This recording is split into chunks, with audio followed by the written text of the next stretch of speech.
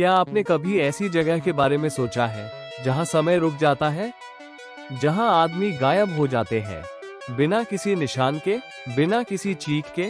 एक ऐसी जगह जहां आखिरी शब्द थे भगवान सब पर है, और फिर खामोशी। यह कोई हॉरर मूवी नहीं है, ये सच है। दिसंबर 1900, स्कॉटलैंड के पश्चिम में अटलांटिक के बीच में एक छोटे से द्वीप पर 3 आदमी गायब हो गए।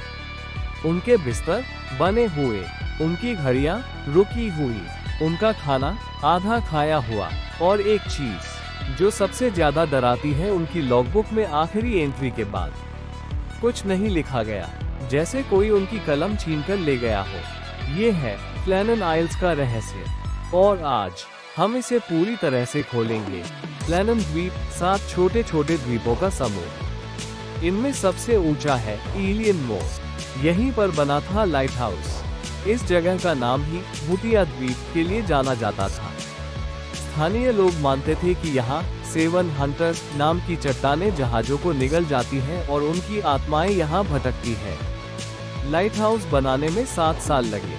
मजदूरों को रस्सियों से चट्टानों पर उतारा जाता था। कई बार काम रुक गया मौसम के कारण, लेकिन 1899 में जब ये तैयार हुआ तो यह एक चमत्कार था।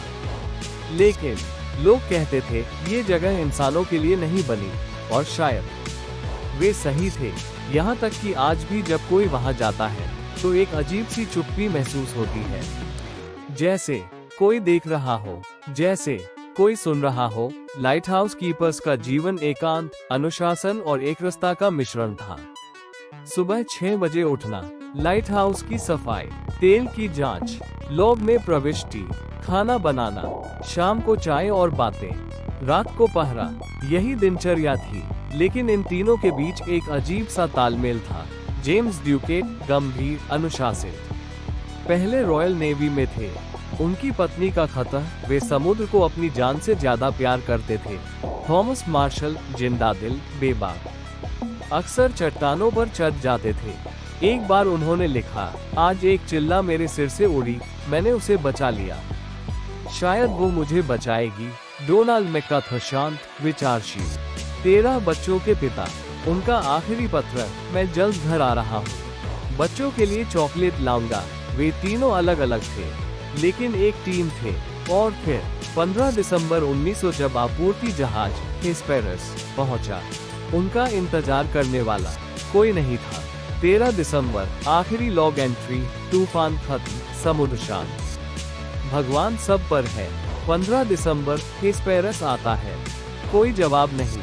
20 दिसंबर, अधिकारी जोसेफ मूर वहां पहुंचते हैं। वे लिखते हैं, मैंने कभी इतनी खामोशी महसूस नहीं की, यहाँ तक कि समुद्र की आवाज भी डरावनी लग रही थी। अंदर क्या था? रसोई में अभी भी गर्म था, खाना आधा खाया हुआ, सूप का कटोरा, 2 कोट गायब, मतलब 2 बाहर गए थे। एक कुर्सी उल्टी, मानो कोई अचानक उठा हो। घड़ियां रुकी, जैसे कोई उन्हें चाबी देना भूल गया हो। पश्चिमी घाट पर 1.5 टन का बॉक्स 10 मीटर अंदर। रेलिंग उखड़ी हुई, जैसे किसी दैत्य ने जमीन को हिला दिया हो। लेकिन मौसम रिपोर्ट शांत, हल्की हवा, कोई तूफान नहीं। तो क्या हुआ था उस रात? 2020 के अध्ययन ने साबित किया ऐसी लहरें संभव हैं। लेकिन लाशें कहाँ हैं? लहर इतनी ताकतवर थी कि कपड़े भी नहीं मिले। क्या थॉमस ने दोनों को मार डाला? लेकिन उसका शव, कोई खून, कोई हथियार, कुछ भी नहीं। विजुअल कोहरा, धीमी आवाज में फुसफुसाहट। स्थानीय लोग कहते हैं वहाँ बैंशी की आवाज सुनाई देती है, मौत की चेतावनी। कुछ लोग मानते हैं वे किसी दूसरे आयाम में चले गए। एक यूएफओ वीडियो 1982 में वहाँ फिल्माया गया था। उस समय वहाँ तस्करी होती थी। क्या कोई जहाज आया और उन्हें उठा लिया? लेकिन लाइट हाउस बंद क्यों नहीं किया?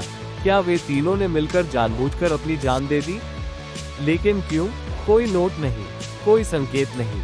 कुछ लोग कहते हैं वे किसी गुप्त प्रयोग का हिस्सा थे, या फिर उन्होंने कुछ ऐसा देख लिया था जो दुनिया को नहीं दिखना चाहिए था। 2020 शेफील्ड यूनिवर्सिटी ने सिमुलेशन चलाया है, 30 मीटर की लहर संभव है। 2022 एक नई डॉक्यूमेंट्री द वैनिश्ड कीपर्स ने दावा किया कि एक भूकंपीय लहर ने उन्हें बहा दिया। लेकिन 2023 में एक नौसेना अधिकारी ने एक पुराना जर्नल खोजा जिसमें लिखा था, उस रात हमने आकाश में रोशनी देखी। हमने सोचा यह अंत है। किसने लिखा था? कोई नहीं जानता। BBC, नेट जियो, हिस्ट्री चैनल सभी ने इस पर डॉक्यूमेंट्री बनाए, लेकिन कोई भी जवाब नहीं दे पाया। ये कहानी सिर्फ एक रहस्य नहीं, यह एक सांस्कृतिक घटना बन गई है। किताबें: the lamplighters bestseller, the lighthouse Gibson की कविता। फिल्में: द वैनिशिंग 2020 सीधे इसी घटना से प्रेरित। म्यूजिकल नोट गाने: the Decemberists, the mariners revenge song, जिसमें गाया गया, मैंने उन्हें समुद्र में डुबो दिया।